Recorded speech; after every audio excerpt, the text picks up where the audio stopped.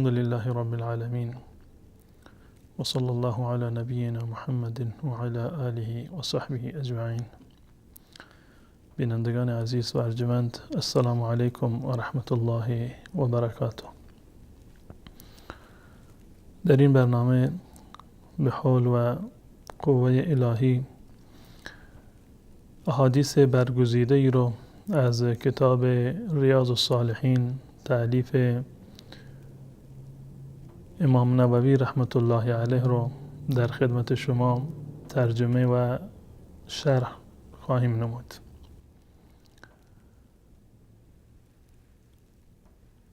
امام نووی رحمت الله علیه کتاب مبارکش رو، کتاب ریاض الصالحین رو با باب اخلاص شروع کرده. اخلاص نیت. ایشون در اولین باب این کتاب می‌فرماید که باب الاخلاص و احضار النیت فی جمیع الاعمال والاقوال والاحوال البارزة والخفیه. یعنی این بخشی رو که ایشون مد نظرشون هست و روایاتی رو در این زمینه آوردن در مورد اخلاص در نیت هست، یعنی خالص بودن نیت ما، و احضار نیت.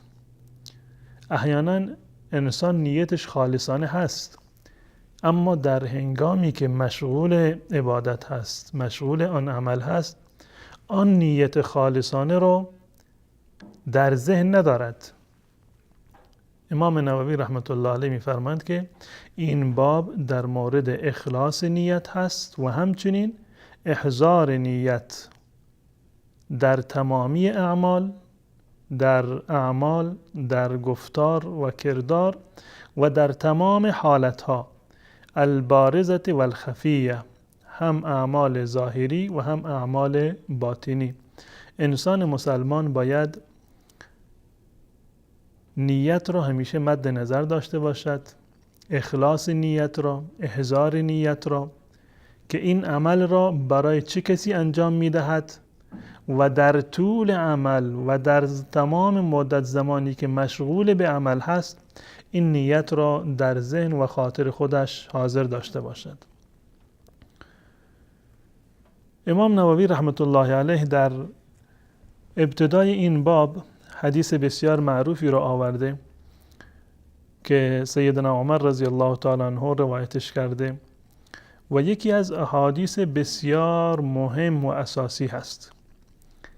یکی از روایت‌های کلیدی هست که ارزش خیلی زیادی رو در دین اسلام دارند، تا جایی که برخی از علما فرمودند که این حدیث مساوی هست با نصف دین. یعنی کل دین اسلام رو شما در تقسیم بر دو بکنید، این حدیث در واقع نصف دین رو در بر میگیرد. زیرا که اعمالی را که ما به عنوان دین و به عنوان احکام دینی انجام میدهیم دو جنبه دارند. یکی جنبه روحی و معنوی هست، حالتهای درونی و قلبی هست که در هنگام این عمل ما باید داشته باشیم، و جنبه دیگرش تبلور و ظهور عمل ما هست، ظاهر عملی که ما میخواییم انجام بدهیم. یک بخشش باطن هست، بستگی به قلب دارد، یک بخشش ظاهر هست که بستگی به اعمال دارد. این روایت جنبه قلبی رو در نظر گرفته، یعنی نصف اعمال ما، نصف دین ما، نصف اسلام جنبه معنوی و جنبه قلبی هست. عمر ابن خطاب رضی الله تعالی عنه میگوید که سمعت رسول الله صلی الله علیه و سلم یقول، من از رسول الله صلی الله علیه و سلم شنیدم که ایشان فرمودند انما الاعمال بالنیات. این جمله بسیار پر محتوا و زیبا و با ارزشی هست. انما الاعمال بالنیات، معیار ارزش و پذیرش اعمال نیت هست. یعنی این که در روز قیامت الله متعال اعمالی رو که من و شما انجام دادیم وقتی که ما میخواهد اینها رو بررسی بکند که آیا این اعمال شما قابل قبول هست یا قابل قبول نیست. بالفرض این که قبول بشود، ارزش این عملی که شما انجام دادید چه اندازه خواهد بود؟ چه مقدار ثوابی را شما در مقابل این عمل دریافت میکنید؟ رسول الله صلی الله علیه و سلم فرمودند انما الاعمال بالنیات، هم معیار ارزش و هم معیار پذیرش اعمال نزد الله متعال نیت هست. یعنی این که اگر انسان مسلمان با نیت خالصانه عملی را انجام بدهد در دنیا و با این نیت و با این قصد که عبادتی انجام بدهد، تقربی انجام بدهد به درگاه الله متعال، اگر در این نیت خودش و در این انگیزه خودش خالص باشد، صادقانه باشد، این عمل به درگاه الله متعال قابل پذیرش است. و به هر میزان و هر سطحی که خلوص شما بیشتر باشد، صداقت شما در عمل بیشتر باشد و در کنار این به هر میزانی که اتباع شما بیشتر باشد، یعنی پیروی از رسول الله صلی الله علیه و سلم، این عمل شما ثوابش فراتر و بالاتر می رود. هر عملی برای این که به بارگاه الله متعال قبول بشود باید دو شرط اساسی رو داشته باشد. اولین مورد این هست که در این روایت اومده انما الاعمال بالنیات، باید خلوص نیت داشته باشیم، صادقانه و فقط برای الله این عمل رو انجام بدهیم. مورد دوم این هست که موافق و مطابق با آموزه های رسول الله صلی الله علیه و سلم باشد. رسول گرامی اسلام صلی الله علیه و سلم فرمودند که من عمل عملا لیس علیه امرنا فهو رد.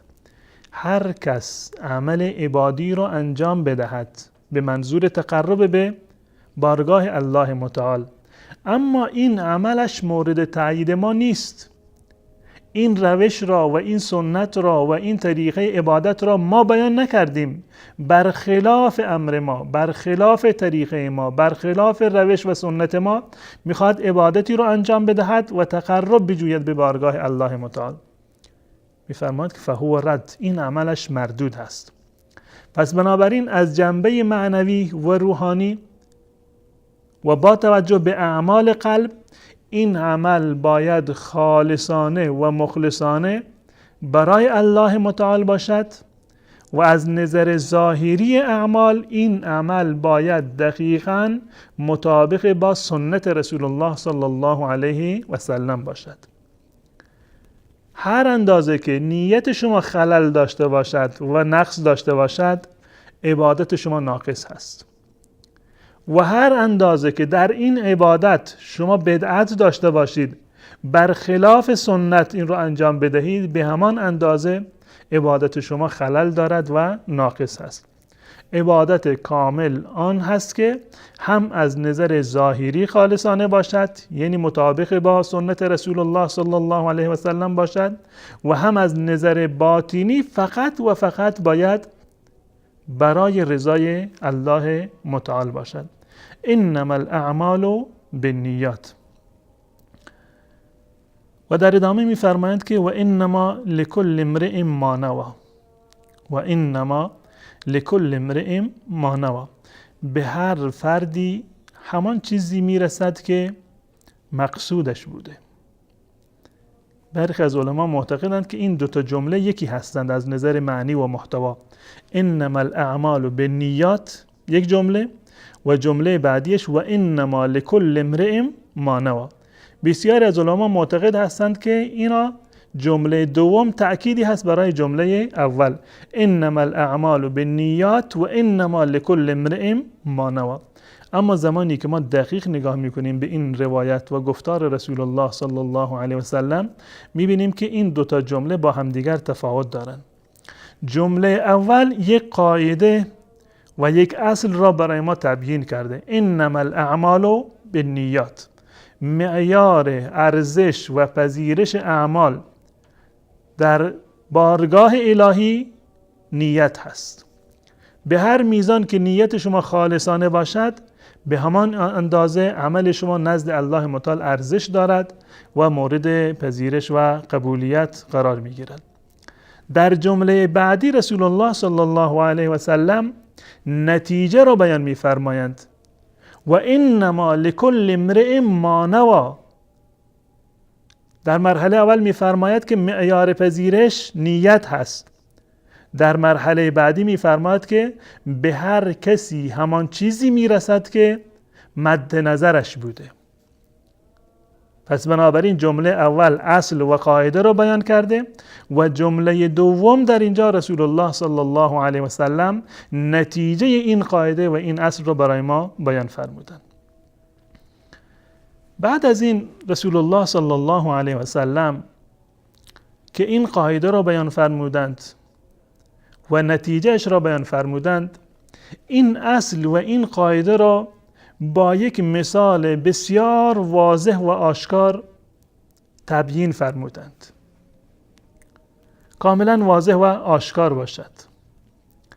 بدین خاطر است که رسول الله صلی الله علیه و سلم در ادامه می‌فرمایند فمن كانت هجرته الی الله و رسوله فهجرته الی الله و رسوله. هجرت یکی از بزرگترین اعمال در آن زمان بود. هجرت از مکه دارالکفر به مدینه دارالاسلام. الان هم در میان اصحاب رسول الله صلی الله علیه و سلم برترین اصحاب مهاجران هستند، سابقین اولین و مهاجرین هستند.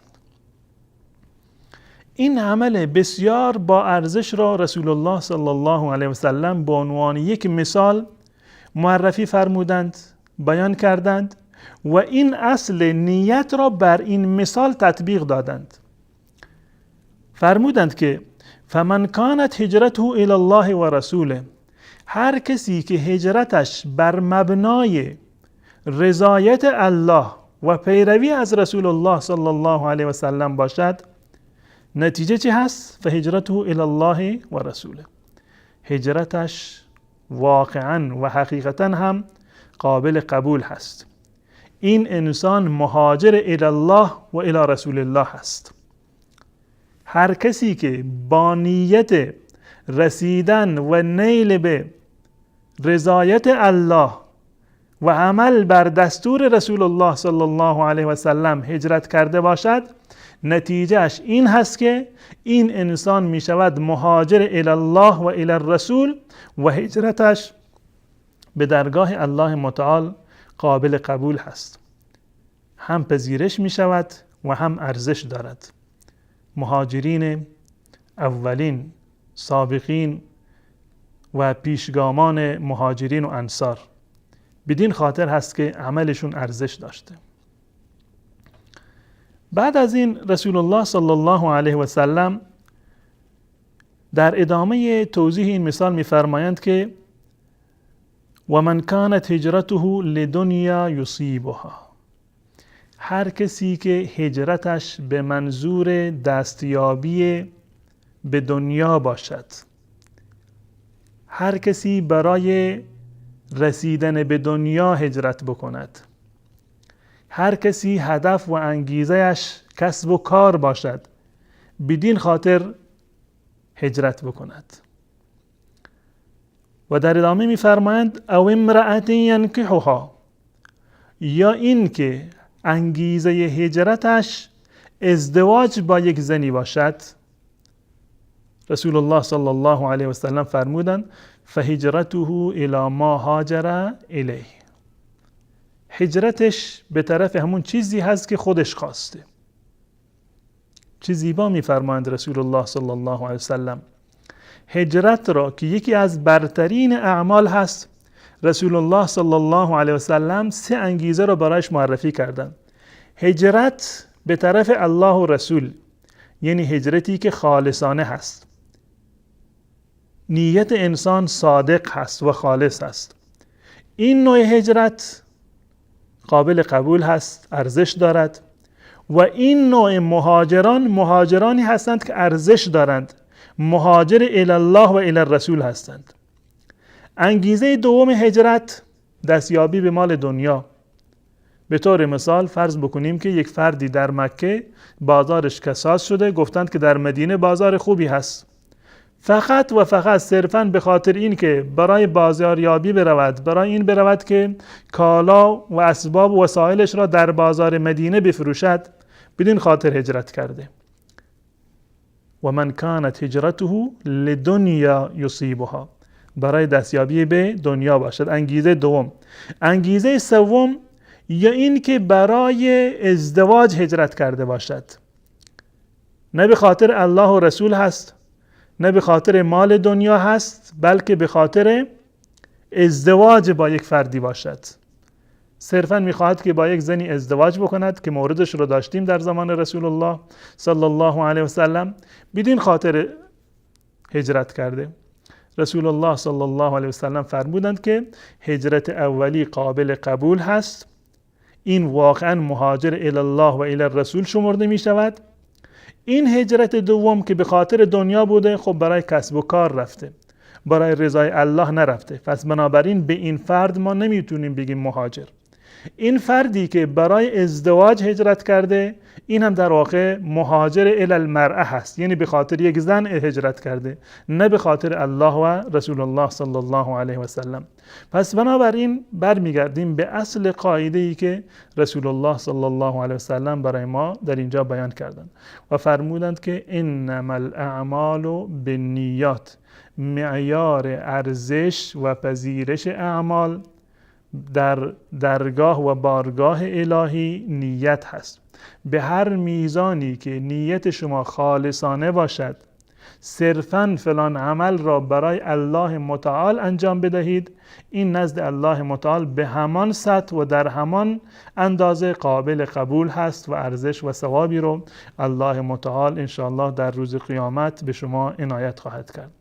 سعی بکنیم که قبل از هر عملی نیت خودمان را بررسی بکنیم. انسان عملا نمیتواند که هیچ کاری را بدون نیت انجام بدهد. همین که شما بلند میشوید از جای خودتان، حتما یک نیتی رو دارید. بدون نیت و بدون هدف اصلا غیر ممکن هست که انسان بتواند در دنیا کاری رو انجام بدهد، چه کار عبادی باشد یا غیر عبادی.